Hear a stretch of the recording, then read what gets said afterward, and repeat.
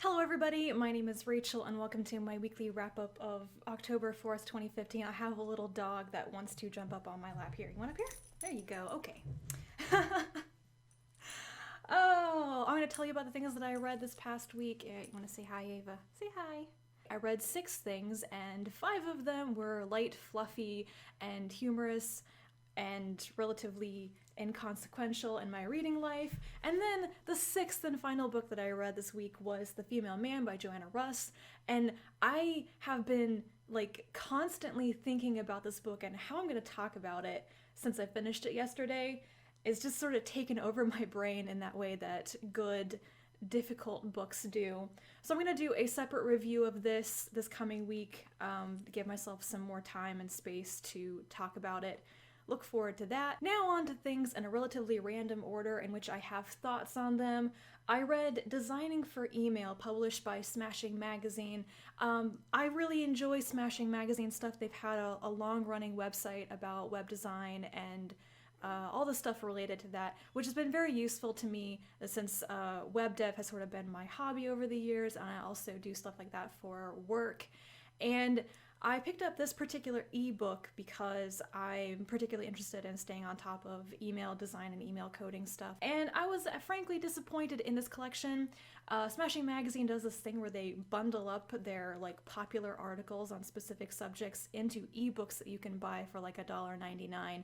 In this case, it wasn't worth it. There were a couple of nuggets in there, a couple of articles, but I had already read them. They were good, but I'd already read them on the website. There was nothing new.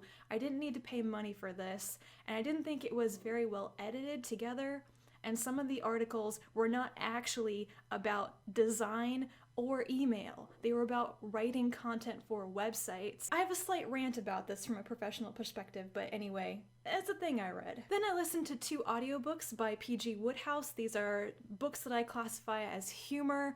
The first one was Blandings Castle, which the Blandings books are another series that P.G. Wodehouse does. Blandings Castle is that style of Woodhouse book. It's a collection of stories about different characters. About half the stories are the Blandings set, like the Earl of Emsworth, and their trials and tribulations as they lose their head gardeners and worry about their prize pumpkins and their prize pigs, but also the younger people falling in love and wanting to get married, and you must marry somebody who has money. It was quite fun. I really enjoyed the actual Blanding stories, and some of them made me laugh out loud. I really liked the Earl of Emsworth. He's just such a stick in the mud sometimes. But the other half of the stories were the Mulliner stories, kind of set in Hollywood back in the day, and I just didn't find them to be funny. They were okay stories to listen to while I was doing housework, but I couldn't tell you anything about them now. The other Wodehouse book that I listened to on audiobook was Joy in the Morning. This is one of the Jeeves and Wooster stories. It's a novel rather than a collection of stories, and it's about Bertie Wooster getting asked to intercede on the behalf of his uncle's ward. She wants to get married to a friend of theirs, and the uncle, Lord Percy, doesn't like this guy, and it's just one problem after another, miscommunications, misdirections, misinterpretations of what people are doing, and of course, at the end of the day, Jeeves has to come up with a solution that gets everybody out of their problems. This is another one that I enjoyed. I tried getting into Jeeves and Wooster, the written stories, a couple of years ago. I read My Man Jeeves, and it fell really flat for me. I just didn't find it to be funny. So I thought maybe this author, this series isn't for me. Then I watched the Jeeves and Wooster TV series with Hugh Laurie and Stephen Fry, and I really enjoyed it.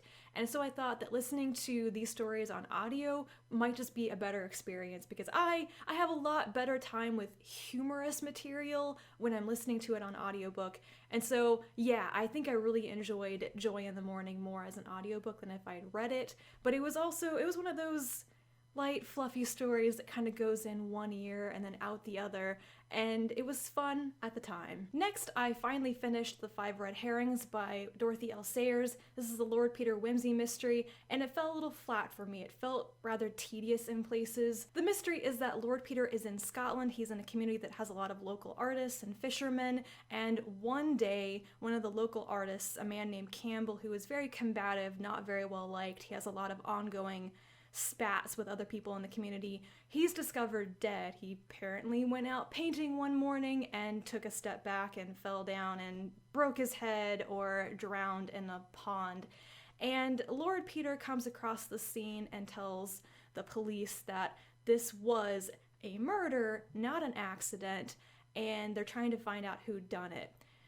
As the title would suggest, there are a lot of red herrings. There are 5 or 6 people who have like motives and the means to have killed this man. None of them have very good alibis, and there is a tedious amount of repetitive detail about train schedules and constantly repeating where people have been and how they can do it. It's only like 300 pages long in the edition I read, but it felt like it took me ages to read it because it was just very repetitive. I really like Lord Peter. I thought he was one of the best characters in the book, but it fell a little flat for me. I'm very much looking forward to the next book, which is Have His Carcass, because it seems to be one of the better books in the series that people recommend a lot. And the final book that I read that I'm going to talk about in this wrap-up was Bellwether by Connie Willis. I also listened to this as an audiobook, and it was read by Kate Reading, who did an excellent job. I listened to some really good audiobooks this week. This story is about a woman named Sandra Foster. She is a researcher of trends and fads for a corporation called High Tech. You're never told what exactly High Tech does, but it doesn't matter. They're one of those megalithic corporations that does everything, and they have multiple R&D, departments to fund research so that they can benefit from science. Sandra is thrown together accidentally through a misdelivered package with another researcher at High Tech named Bennett, who is into chaos theory.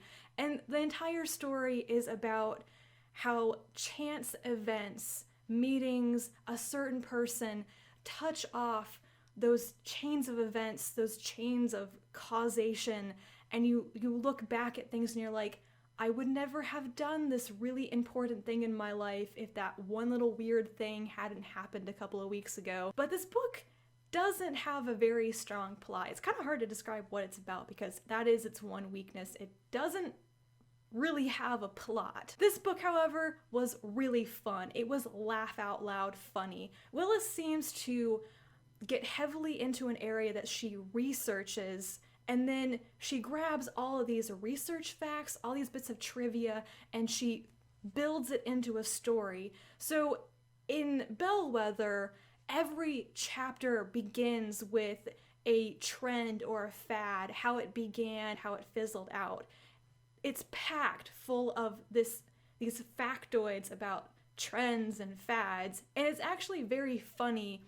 If the book had been longer, I think it would have become just too much, like it would have gotten boring after a while. It's also got a lot of really funny skewerings of corporate management speak and like trust exercises and calling a meeting to introduce a new acronym to our workforce. It is really funny. I mean, if you've ever been in a management meeting before, it's like, oh God, yes. I really recommend this Connie Willis book if you want to try something by her. It is a shorter work that I think really shows the kind of writer that she is, the way that she builds her stories, and it's also another one of her stories that really shows her comedy of manners. A lot of the difficulties, a lot of the plot obstacles hinge on people miscommunicating or not communicating well, which usually is a big pet peeve for me.